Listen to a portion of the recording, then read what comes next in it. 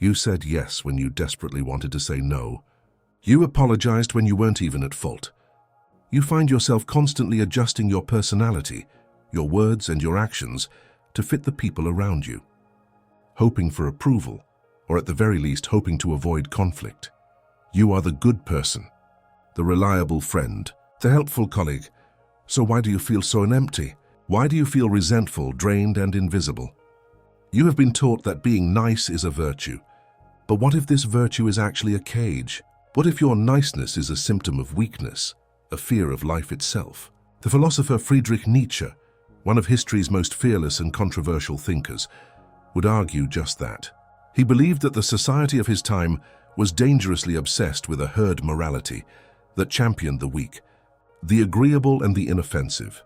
In this video, we will explore Nietzsche's radical cure for the disease of being too nice. This is not about becoming a bad person. It's about becoming a whole one. It's about discovering the difference between being nice and being good. To understand the problem, Nietzsche asks us to look at history.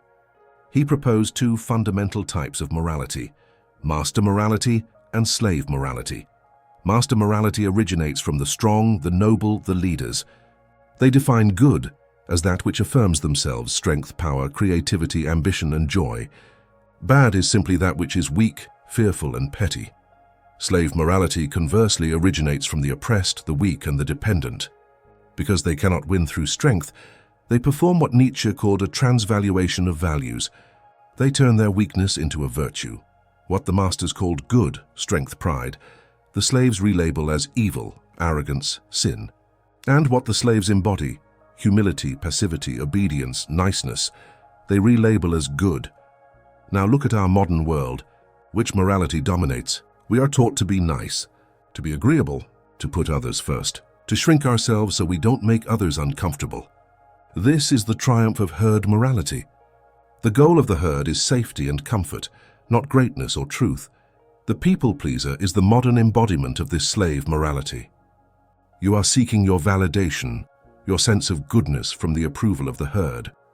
You are terrified of being labeled selfish or difficult, the greatest sins in the herd's rulebook. But Nietzsche warned that this leads to a life half-lived, a life of quiet resentment where your true self, your will to power, is crushed. This is where many misunderstand Nietzsche. His concept of the will to power is not about dominating other people. It is about dominating yourself.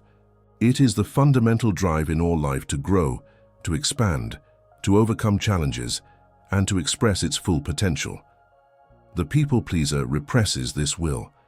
The strong individual embraces it. Nietzsche's ideal, the Übermensch or Overman, is the one who breaks free from the herd's morality. This isn't about being cruel. It's about being creative.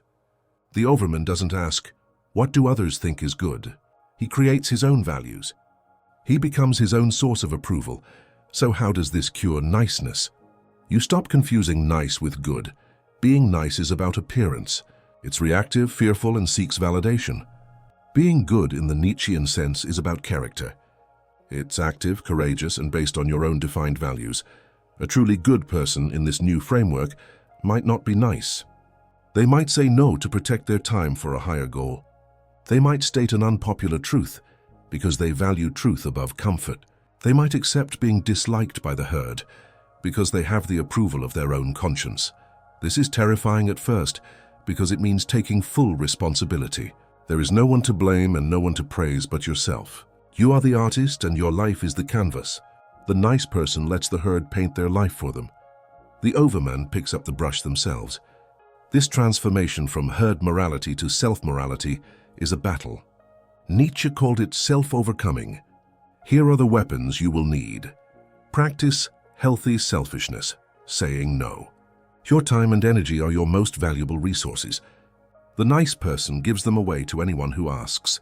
You must become a guardian. Start small. Say no to one small request this week. Don't give a long-winded excuse. A simple, I can't take that on right now is enough. It will feel uncomfortable. This discomfort is the feeling of your will to power growing. Define your why. Create your values. If you don't stand for something, you'll fall for anything. The herd will give you its values. You must create your own. Take 30 minutes. Write down what you believe is the highest good. Is it truth? Creativity? Courage? Discipline? From now on, you will judge your actions against this list, not against the fleeting opinions of others. Stop apologizing for your existence. Many people-pleasers begin sentences with, "I'm sorry, but," or "sorry to bother you." Stop this. You have a right to your space, to your opinions, and to your needs. This is not arrogance, it is dignity. Walk into a room not as an apology, but as a statement. Seek discomfort, not conflict. Nietzsche did not say to seek fights. He said to stop running from them. When a disagreement arises, your nice instinct is to smooth it over, to agree, to retreat. The new practice is to stand your ground, to state your opinion calmly, clearly, and without malice. You will be amazed how often the world respects a person who respects themselves. The path Nietzsche lays out is not easy. It is the loneliest path of all. You will be misunderstood. The herd will call you selfish, difficult, or arrogant. This is their only defense against someone who dares to be free. But the reward is everything. You trade the suffocating comfort of belonging for the electrifying freedom of being yourself. You trade the hollow validation of others for the unbreakable respect of yourself. You stop being a leaf carried by the wind and become the wind itself. To stop being nice is to start being authentic. It is the first, most courageous step to becoming who you truly are. If you are ready to begin this journey of self-overcoming, subscribe to this channel. We will be your guides in the wilderness of the mind. And in the comments, I ask you, what is the one thing you will say no to this week? Thank you for watching. And as Nietzsche would say, that which does not kill us makes us stronger.